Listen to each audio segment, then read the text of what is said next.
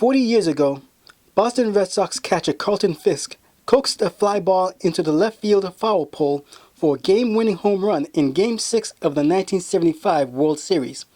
It was the signature moment of that series, captured in a photo that only begins to tell the story of the 1975 season. Author Raymond Sinibaldi takes us through that season with the Images of Baseball book, 1975 Red Sox, American League Champions. It is the result of combining passions, starting with the Red Sox. Following the Red Sox since 1959. Ted Williams was playing left field when my dad first brought me there.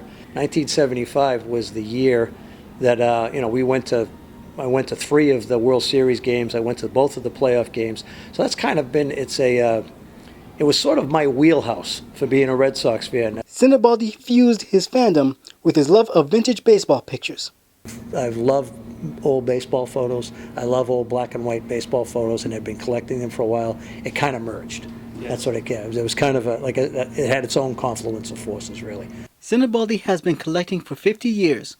It is a collection enhanced by newspaper archives. Back in the days when they used to have photographers might cover the games, they would take the 35 millimeter black and white strips, and they would, they might, if you and I were going to cover a Red Sox game, you might take 300 photos, I might take 300 photos, and at the end of the day we might use 5.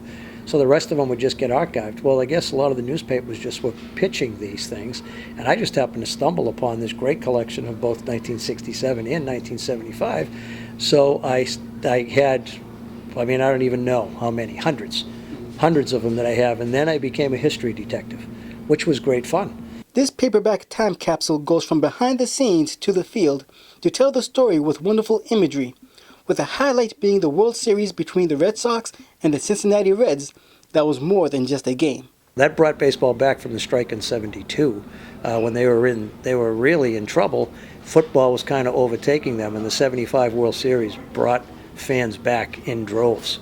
And the 7th game turned out to be, at that time, the most singular watched sporting event in the history of American sports the night it was played. So there were a lot of things going on there. So it's kind of nice to tap into that. Plus my own personal recollection of having lived through so many big games that year. It was a lot of fun. Louis Tiant pitched in that series for the Red Sox. He gutted out a complete game 5-4 win in Game 4 on 169 pitches. It is one of many examples why Sinibaldi dedicated a chapter to El Tiante and why he believes Tiant should be in the Hall of Fame. You can lay his statistics right over Catfish Hunters, right over Don Drysdale's, right over Jim Bunning's, and he holds his own, and in fact surpasses them. Even when you go to the sabermetric stat of WAR, wins above replacement, which everybody is now sort of lending a lot of legitimacy to. He had a WAR that was higher than Bob Feller, than Sandy Koufax. His WAR dwarfs Catfish Hunters, and the fact that he's not in the Hall of Fame, I never understood it. Now, when you couple that with, I watched the impact that this guy had on the team that I was following very closely, and it's astounding to me that he is not in the Hall of Fame. There was still one more World Series game to play, but it's Fisk's home run, that Game 6, is what made the 1975 Red Sox memorable. Here we are all these years later. The Reds won the World Series, but I would be willing to bet that if you talked about sort of an average baseball fan and said, talked about the 1975 World Series, and you knew somebody who knew a little bit about baseball but really didn't follow baseball, I would bet that more than half of them would tell you the Red Sox won that World Series, because of that. And then the MLB Network, when they were born, that Game 6 is their greatest baseball game. The greatest televised baseball game ever, voted by them. So I think that's where it is, that the fact that the Reds won the World Series is almost a footnote, because so much of it revolves around Game 6 and what an incredible, incredible game that was.